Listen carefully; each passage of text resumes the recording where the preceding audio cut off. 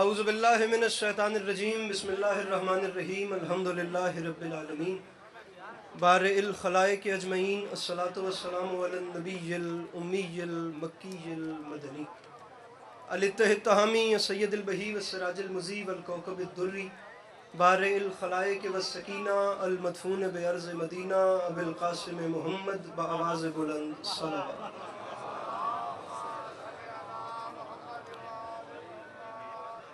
وعلى عطرته الطيبين الطاهرين المعصومين وعلى أصحابه الذين شعبوا الدين أما بعد فقد قال رسول الله صلى الله عليه وآله وسلم بسم الله الرحمن الرحيم زينوا مجالسكم بذكر علي ابن ابی طالب علیہ الصلاۃ والسلام. اس حسین اور عظیم ماحول میں جس بندے کو کربلا والوں کے احسان یاد ہیں وہ صلوات بلند آواز سے تلاوت فرمائے.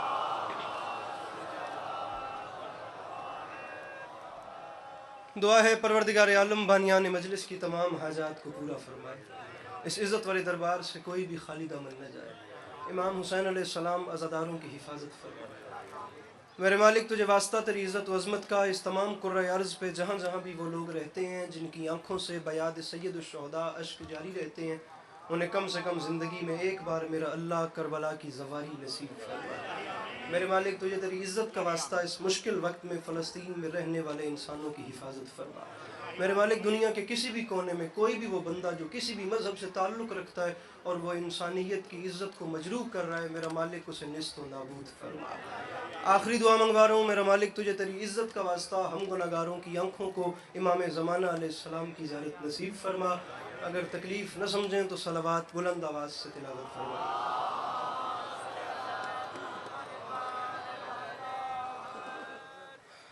اجازت ہے نوکری شروع کی جا سکتی. صورت حال آپ دیکھ سکتے ہیں. ممبر اس وقت امام حسین علیہ السلام کے بہتر پڑھنے والوں کی ایک طویل قطار سے بھرا ہوا ہے. 5 سے 6 مصرے زندگی باقی ملاقات باقی یا علی مدد. میرے بعد آپ انشاءاللہ بہتر پڑھنے والوں کو سنیں گے. 6 مصرے سنیے اور آپ کو سلام کریں. سامعین گرامی مصرع عرض کر رہا ہوں کہ لکھو یہ سارے یزیدیوں کو حسین گھر سے نکل رہا ہے.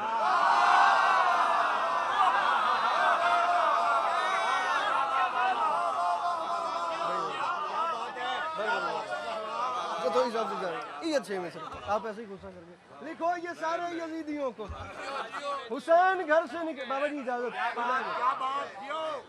اللہ دی قسم 6 مصرے لکھو یہ سارے یزیدیوں کو حسین گھر سے نکل رہا ہے. 28 رجب کو میرے مولا حسین نے کربلا کے لیے مدینہ چھوڑا. میں آپ کو 27 رجب کی سٹوری سنا رہا ہوں.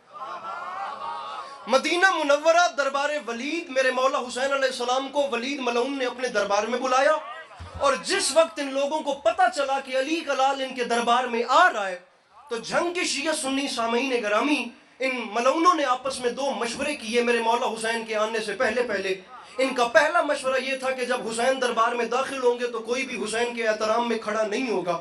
ان کا دوسرا پلان یہ تھا کہ جو دربان دروازے پہ کھڑے تھے انہیں حکم دے دیا گیا کہ تم لوگوں نے حسین کے پروٹوکول میں دروازے کا پردہ نہیں ہٹانا.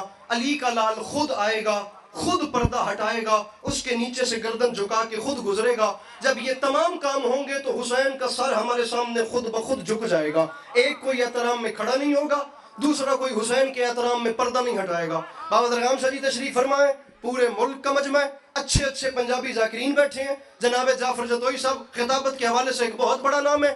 میں مانگ رہا ہوں قبر کی رات تک اس بندے کا آخری صف تک علی عباس عسکری پہ آسان ہوگا جسے یہ ایک بات سمجھ آئی اور وہ بولا میں سمجھوں گا جنگا منڈا مول پہ گیا. کھڑا کوئی نہ ہو اور پردہ کوئی نہ ہٹائے. یہ دونوں منصوبے تیار تھے لیکن وائے روب امامت کہ جب شمس امامت افق کے دروازہ پہ طلوع ہوا امام وہ ہوتا ہے جسے حالت حال کی آ گئی ہو.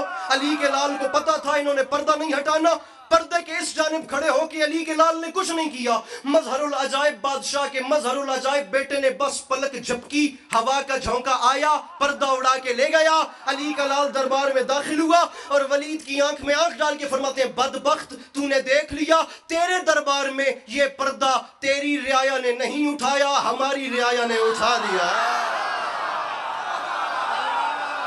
اللہ ان ہاتھوں کو سلامت رکھے جو مشکل بات پہ بولا میرا بھرا ہاتھ کھولی مولا دا واسطہ ہی انہیں 1.5 منٹ میں بہندہ پیا. ارے تیری رعایا نے نہیں اٹھایا. باون علیہ نواز جی تیری رعایا نے نہیں اٹھایا، ہماری رعایا نے، سر تیری رعایا نے نہیں اٹھایا، ہمارے جگ صاحب تیری رعایا نے نہیں اٹھایا، ہماری رعایا نے اٹھا دیا۔ اب آپ تو خود خطیب ہیں، جملے کا وزن کیجیے۔ تیری رعایا نے نہیں اٹھایا، ہماری رعایا نے، اے قاسم ہماری رعایا نے اٹھا دیا۔ سود جعفری صاحب باز رقام شاہی سرکار پیر التجا شاہ جی، یہ سارا محلہ جو سادات کی نظر میں ہے، تاریخ کہتی ہے خطیب منبر سلونی کے وارث کی ڈائیلاگ ڈیلیوری کچھ اس انتہا کی تھی کہ علی کے لال کے پروٹوکول میں تخت والی مسند سے سب سے پہلے وہ کھڑا ہوا جس نے باقیوں کو بیٹھنے کا کہا۔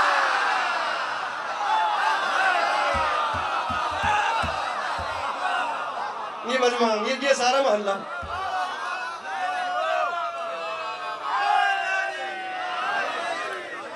ایک بات آخری، اور یہ 6 مصرے آگئے، 6 مصروں کو وعدہ کیے، انہی پہ مجھے چھوڑنا ہے، مولا جانتے ہیں۔ سب سے پہلے وہ کھڑا ہوا، نالین عباس جی میرے مرشد، سب سے پہلے وہ کھڑا ہوا جس نے باقیوں کو بیٹھنے کا کہا تھا۔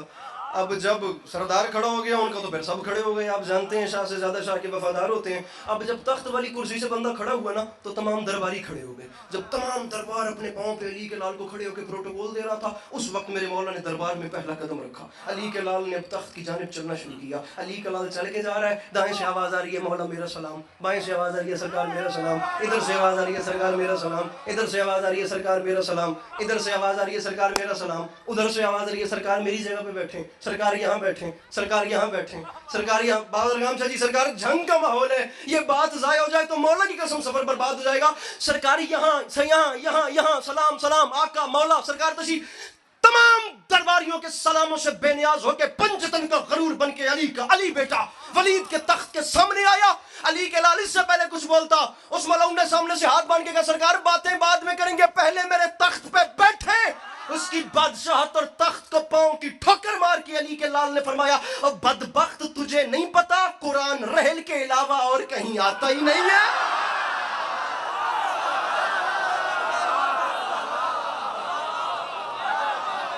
ارے تجھے نہیں پتا، جو بھی سے مل کے نعرہ حیدری، ارے تجھے نہیں پتا قرآن رحل کے علاوہ، قرآن رحل کے علاوہ۔ سر جی ڈھلا ہاتھ چاون تو بہتر ہے چاہو ہی نہیں، یہ کرنٹ ارداد ہے میں 6ویں 70 دے بہندہ پیا ہوں شروع پہ کرتا۔ ارے قرآن رحل کے علاوہ اور کہیں آتا ہی تھوڑا جا نا پیڈا ہو کے ایویں ہلکا جا ٹیٹ ہو کے بانا ہے، 1 منٹ دی باقی گل ہے۔ ارے تجھے نہیں پتا قرآن رحل کے علاوہ اور کہیں آتا ہی نہیں ہے، بتا مجھے کیوں بلایا؟ اس ملعون نے نا امام حسین علیہ السلام کے ہاتھ میں نا یزید کا خط دیا۔ فلسفہ بیعت تاریخ مقتل کا سب سے نازک ترین اور سب سے سینسیٹیو ترین ٹاپک ہے، بتا کیوں بلایا؟ اب یزید کا خط حسین بادشاہ کے ہاتھ میں آیا جس کے اندر مطالبہ بیعت فاسق تھا۔ علی کے لال نے وہ خط پڑھنا گوارہ نہیں کیا، اسی کے دربار میں خط زمین پہ پھینکا، جواب دینا بھی مناسب نہیں سمجھا۔ بات وہاں پہ آگے ہوں جہاں سے شروع کی تھی، پہلی لائن آپ سن چکے ہیں، 5 لائنیں مجھے مزید پڑھنی ہیں اور منبر مقصود جعفری صاحب کے حوالے، اس کے بعد وہ جس کے بھی حوالے کریں۔ علی کے لال نے خط پھینکا، علی کا لال دربار کے دروازے کو چلا، علی کا لال جا رہا تھا، پیچھے سے ولید نے آواز دی سرکار آپ بڑے باپ کے بیٹے ہیں سرکار، لیکن میں تو یزید سے مانگ کے کھاتا ہوں، اس نے جو پیغام بھیجا میں نے آپ تک پہنچانا تھا، وہ جو مجھ سے کہے کہ حسین نے کوئی رپلائی دیا کوئی رپلائی نہ دیا تو میں اسے کیا کہوں گا، میرا خرچہ پانی اس کے خرچے اس کے دینے پہ چلتا ہے، سرکار کچھ ریاکشن کوئی رپلائی تو دیں جو میں یزید کو دے سکوں۔ یہ دامن پھیلا کر کہہ رہا ہوں جسے 1,00,00,000% یقین ہے کہ کربلا والوں کی نالین کے صدقے میں میرے گھر کا چولہا جلتا ہے، خدا کا واسطہ وہ مسکرائے، جسے نہیں یقین چولہا جلتا وہ چپ بیٹھے، ذاکر خود مجمع کو چپ بیٹھنے کا کہہ رہے ہیں، سرکار کچھ رپلائی دیں میں یزید کو کیا کہوں گا۔ علی کے لال نے مڑ کے ولید کی آنکھ میں آنکھ ڈال کے فرمایا ولید گھبراتا کیوں ہے، تو ایک یزید کی بات کرتا ہے، حسین اعلان کر رہا ہے لکھو یہ سارے یزیدیوں کو حسین گھر سے نکل رہا ہے، اسے لکھو کہ ہمارے حر کا ضمیر کروٹ بدل رہا ہے۔ علی کے لال نے فرمایا نئی صبح کا یقین لے کر ہر ایک غنچہ مچل رہا ہے، یزیدیت کا وجود اب سے ازل کی لعنت میں ڈھل رہا ہے، یزیدیت کا وجود اب سے، یزیدیت کا وجود اب سے، یزیدیت کا وجود اب سے ازل کی لعنت میں۔ پیر درغام شاہ جی سرکار 1400 سال پہلے میرے مولا کا وعدہ اگر یہاں پورا نظر آتا آئے تو پھر بات ہے ورنہ کوئی دعا نہیں۔ ارے یزیدیت کا وجود اب سے ازل کی لعنت میں ڈھل رہا ہے۔ اب ولید گھبرا نہیں، لکھ یزید کو، حسین کا اعلان ہے، او یزید بنا رہے گا نشان عبرت، میں شکل ایسی بگاڑ دوں گا، وہ بات بیعت کی کر رہا ہے میں اس کی نسلیں اجاڑ۔ مل کے نعرہ حیدری میرے مولا. جزاک اللہ ماشاءاللہ.